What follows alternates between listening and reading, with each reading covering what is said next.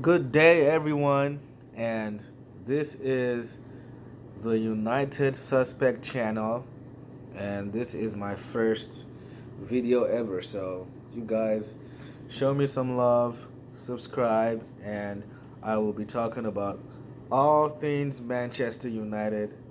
And honestly, obviously, right now, things are kind of looking not too good for us. So, we just have to hang in there, guys. Ollie at the wheel, right?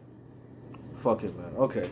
So I'll be talking about all things Manchester United from, games to transfers to the youth and pretty much anything that's going on with Manchester United. So um, watch out for my videos and hopefully there will be more to come soon. Okay, so where do we start? Today is transfer deadline day. Um, so far, we have three signings. Manchester, I said Manchester United. Sorry. We have Maguire, Wan-Bissaka, and Daniel James. Those are the three first team signings that we have. Um, Wan-Bissaka, of course, we can see that he's a great addition to our squad. You saw in the preseason friendlies, I mean, he is definitely an upgrade from Ashley Ode. Oh man, thank God Ashley Ode is no longer starting for us. Um, you know, I'm, you know, I'm hearing reports that Ashley Young. Well, it's been confirmed that he will be our captain for next season, but at least he will be a captain from the bench rather than being a captain on the field. So that's good. Um, and yeah, Wan-Bissaka, I mean, the same tackles that you saw in preseason are the exact same tackles that he made last season as well. And I think as time goes on, he will actually be a better attacking defender as well, because I think that's one area that he needs to work on, his crosses, right? On the defensive side, he is spectacular, right? Offense, he's not bad, but it could be better. Um, and you could see in Diego Darlo, I'm guessing that. I hope that's how we pronounce his name, but he is very good moving forward, attacking forward, and he has very nice crosses. But from a defensive standpoint, he is lacking that. So he lacks what is strong at, and Wan-Bissaka's weaknesses is Dalo's strengths. So it will be interesting to see how they both develop as the years go by. But yeah, that was a great signing, and actually, I think Wan-Bissaka, I think he will turn out to be a very good bargain. Actually, I know everyone, was, complaining about the his transfer price, but I think he will turn out to actually be a bargain in upcoming years. So, great signing by Manchester United. I don't know why it took so long, but at least we finally got him, so that's good. Daniel James. Daniel James. He would probably be the fastest player in the Premier League right now. Maybe it might be between him and Aubameyang from Arsenal, but I'll put my money on Daniel James. I want to see Daniel James against Usain Bolt. I would pay to see that 100-meter race. But on a more serious note, one thing I love about Daniel James is his work ethic, his work rate. Um, I think in a way he does bring balance to the team. because we don't really have that many players that have a high work rate, especially off the ball. Especially off the ball. Um, I would say maybe we have Fred. Alexis Sanchez, obviously Alexis Sanchez has been shitty for us, but the one thing I give him is usually he is the type of player that loves to press the opposition when we don't have the ball. It's like he he wanders tirelessly to get the ball from opposition, which kind of reminds me of Carlos Tevez. Tevez used to do the same thing too. He was just so ruthless. Without the ball, he would pressure the opposition. Always, it doesn't matter if the goalie was the one who had the ball. As long as the goalie, had not grabbed the ball with his hands, he would make sure he ran there, any chance he got in case the goalie fumbled or the defenders fumbled. That was the kind of player that Tevez was, and I see that in Sanchez, and I see a little bit of that in James as well. Also, James, when we talk about transitioning from the defense to offense, so counter attacks, James puts in the extra effort to put himself in a position where he can get the ball and have a chance to score. He makes extra runs, and it's not obviously his speed helps, but I think even if he didn't have the speed, he would still make those efforts. And I actually think he's probably the only one who makes those kind of extra efforts to have a chance on goal. So he brings a different energy to the team. You can tell like he seems very hungry. You can tell he didn't. He wasn't from the United Academy. You can tell he came from a much lower tier team, and he is really trying to prove himself. And I hope that hunger, is in him for as long as he is in the United shirt. So I'm happy we got him. I would say his weakness is his crosses in the final third. Like he does everything else right. He beats a defender, but when it's time to cross, his crosses just don't seem to always hit the target. I think that's the one problem I have with Daniel James. But with time, I think he will improve on that. I mean, he's still very young, so the future is definitely bright for Daniel James. Maguire. Personally, I still think we paid too much for him. But at the same time, how many other defenders were available? I know Koulibaly was talked about, but for whatever reason, I don't know why we were not willing to pay the amount that Napoli was asking. Maybe that wasn't the case. Maybe he didn't want to come. Who knows? But the reports are he was actually interested. But it seems like Ollie actually prefers Maguire for whatever reason. And this is another thing that I'm hearing too. Ollie's preference for a young British talent. I hope that is some bullshit mentality, because honestly, I don't give a fuck where the talent comes from. As long as we are getting the best talent, I don't care where you come from. I don't want Ollie to prioritize, getting mostly British talent. It doesn't do any good for Manchester United, because that means you're leaving out, better talent than the British talent just because they're not British. I think Ollie is smarter than that. I think he would be dumb to do that. Honestly, I hope that is not the case. Well, Maguire, his strength is obviously very good in the air. Can play from the back.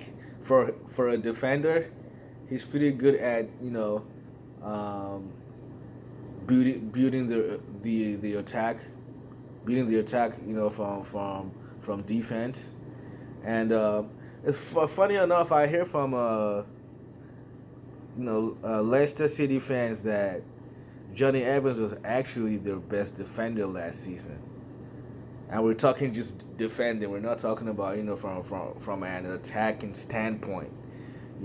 Obviously Maguire is better than Evans when it comes to passing, um, and building up the attack. But from a defensive standpoint, they said Johnny Evans was better, and they pointed out that Maguire is slow, so, and at times he might be flat-footed, going against world class or top top strikers or top attackers. So, we'll see what happens. I still think he is a way better defender than most of the defenders we have. He's better than Smalling, Rojo. Bailly is, another problem that we have with our defenders is just so injury prone. Jones injury prone, Bailly injury prone, Rojo injury prone. The only consistent defender we have right now is the Iceman. You know, and also Smalling is okay. Smalling used to be really really good defender. I don't know what happened, but he would be a nice backup now that Maguire is here. I think Rojo and Bailly. Bailly looked like he had potential, but he still seems so raw and careless at times, and I feel like he relies on his athleticism more than anything else, as opposed to him focusing on actually being a good reader of the game and having good timing in terms of how when to tackle and things of that nature. So I think we should sell Bailly, sell Rojo, and maybe sell Jones as well. So we could have make way for how do you call his name? Axel Tuansebe, because I think he is definitely ready for the Premier League. I think he should start getting games with Manchester United. If not, then it would just be best to loan him back to Villa, so he could get that Premier League experience and even become a better defender. But I think he is ready as well. So, yeah, Maguire, looks like he has a nice upside to him, and shit, we paid close to 100 million for him. Man, he better have a good upside. At this point, he doesn't have a choice with all the money we paid for him. So, wish him the best of luck. And as far as future signings from an attacking standpoint, Dybala has been mentioned. It seems like Lukaku will finally be on his way to Inter Milan. So the proposed swap that was in the news days ago obviously is very unlikely with Juventus. And I honestly I don't want Dybala coming to Manchester United. Because he doesn't want to come. And man, I know we were sixth place last season and we were not in the Champions League, but this club it's not to the point where we have to start begging players to come. If you don't want to come, we don't want you either. So that's the only problem I have with the Dybala situation. It feels like he's being forced to come. And he's been told that he is not in the plans of Sarri, and he was like, I want to fight for my place, than rather come to Manchester United. So hey, kudos to you. That's it's your life. But yeah, we don't need anyone that doesn't want to come to Manchester United, you know. And reports of him asking for a huge wage and things of that nature. And to be fair to him, if I would not come to Manchester United if I was going to be paid less than Marcus Rashford. If I was Dybala, I would I would not come to Manchester United because in all honesty, I'm shocked that Rashford, you know, got the kind of money that he got with his new contract. Because clearly we are not like we're paying players on potential now, because he is not worth the 200 million plus a week salary that his team negotiated for him. He just isn't. No other top club would even entertain that kind of offer. It's ridiculous, but it shows you how bad a team we are that someone like Marcus Rashford has leverage when it comes to negotiating, contracts. Because Rashford, I mean, he is you know, from a talent perspective, he is very talented, but he's not consistent enough. He's not nearly consistent enough. He hasn't even reached his potential yet at all. He doesn't even start for England. He doesn't start for England.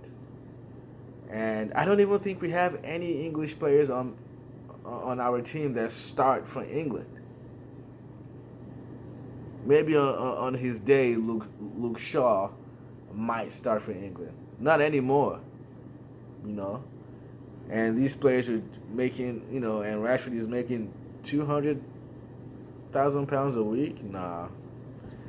So to be fair to Dybala, if I would come to Manchester United, I would definitely need to be making more than Marcus Rashford. But at the same time, I can't say this is where it gets tricky, because actually it's not. It's actually not tricky. Me being Ed Woodward, I would not. If Dybala actually decided to come to Manchester United, I would give Dybala a short-term contract. And here is why. And first of all, I would make sure that I would not pay Dybala over £250,000 a week. Because if we gave him a long-term contract, and his contract was, him making £250,000 a week plus, if he came to Manchester United and he flopped, then we have another Alexis Sanchez situation. Because if he flops and things are not going well, we would not be able to sell him based on that, based on the wage that he is making. And that's the problem we have with Sanchez. The only way, we could sell him was if he decided to lower his wage demands, and we would probably have to sell him at a loss as well.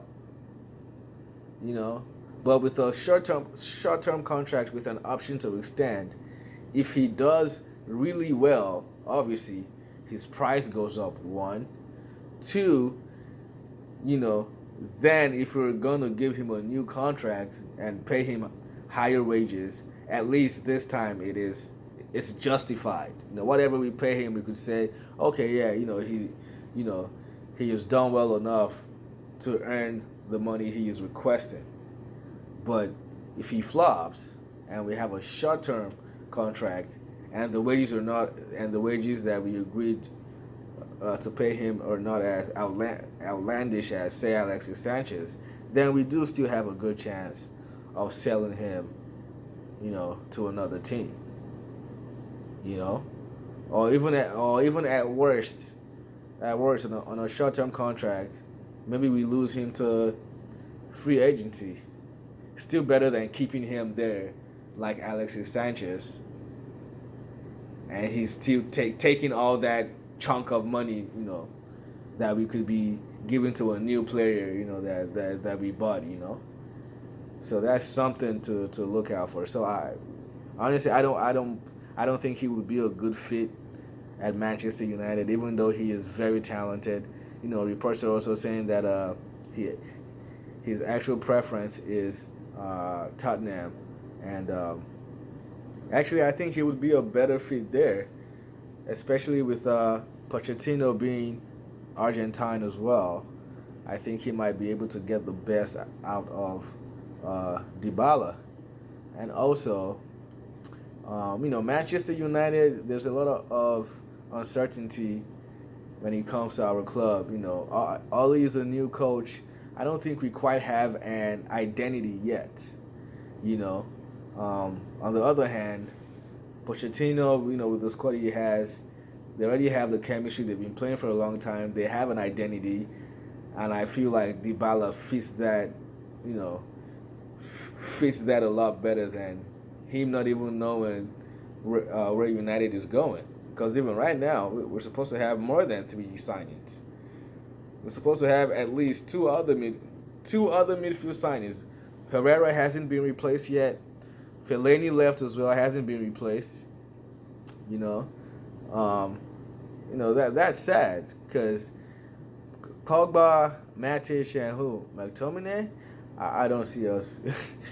I don't see us going to 4th place with that kind of midfield trio. So we do need to sign top quality midfielders by the end of the transfer deadline, and hopefully we do that. Now, speaking of midfielders, Bruno Fernandes. I don't understand how we haven't signed him yet, to be honest with you. It actually makes no sense to me. Right? The talk of us signing Eriksen, that made no sense to me at all. Yes, I know Eriksen is Premier League proven and he is a world-class player, but he's 27 years old. 27, probably going on 28.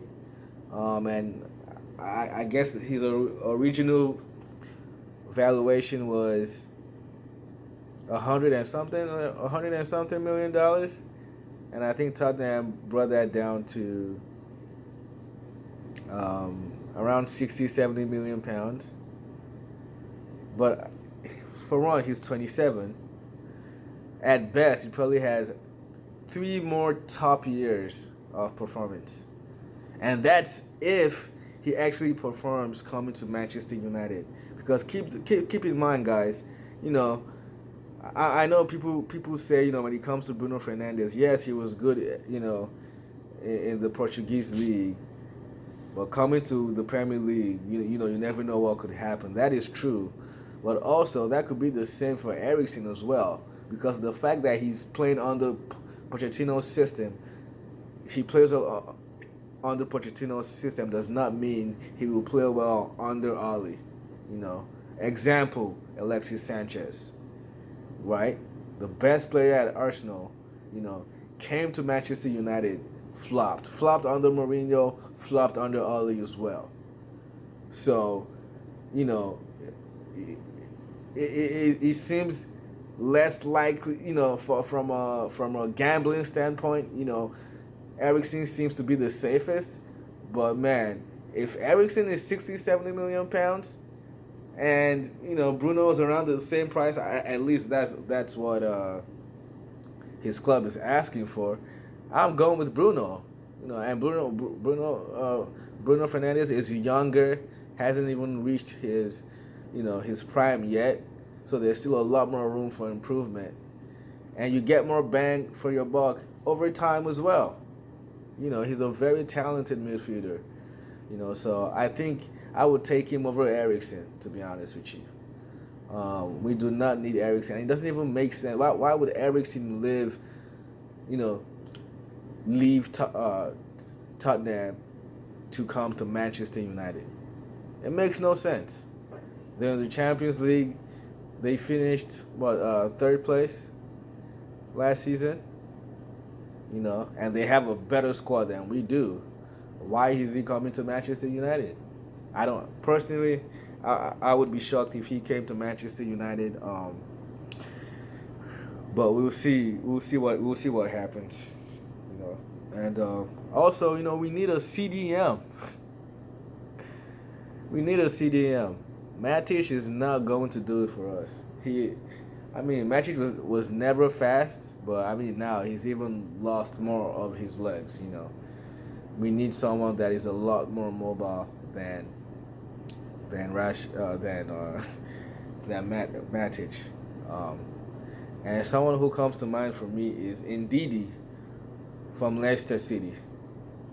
I think he would be a very good addition to our squad. He ticks all the boxes. Strong, very good at tackling, and is a lot more mobile than Matic. Passing is good as well. And also, to be fair to a certain someone, there's actually someone in the squad who I think could fill Matic's role quite well, and that is Fred. I know Fred didn't play too well last season, but towards the end of the season, you could see he was getting a lot more comfortable. In the beginning, you could tell he looked anxious. He didn't look like he was settled under the United shirt yet. You pass the ball to him, and he would, for some reason, it's like he wasn't good at controlling the ball, and for a Brazilian, that is very, very odd, because typically all Brazilians that I have seen play, even from the goalies to the defenders, they're always good with their ball to feet. I've never met a Brazilian that has two left feet. They're always comfortable with the ball on their feet, And Fred is not the exception. He's not the exception at all. I just think, it was a lot more difficult. It took him a longer time to settle in. And I think Fred is going to have a breakout season. Just watch. I think he's going to have a breakout season this season. Because I think he is a very good midfielder. But we definitely still need more signings, especially to help Pogba. So, that's it, guys. I'm going to be watching Transfer Deadline just as you guys are watching, and we will see what happens. And I will be back with another video probably after our first match on Sunday. So stay tuned, subscribe, show some love, guys. Come on. And once again, it is the United Suspect. Thanks for watching my channel. Have a blessed day. Goodbye.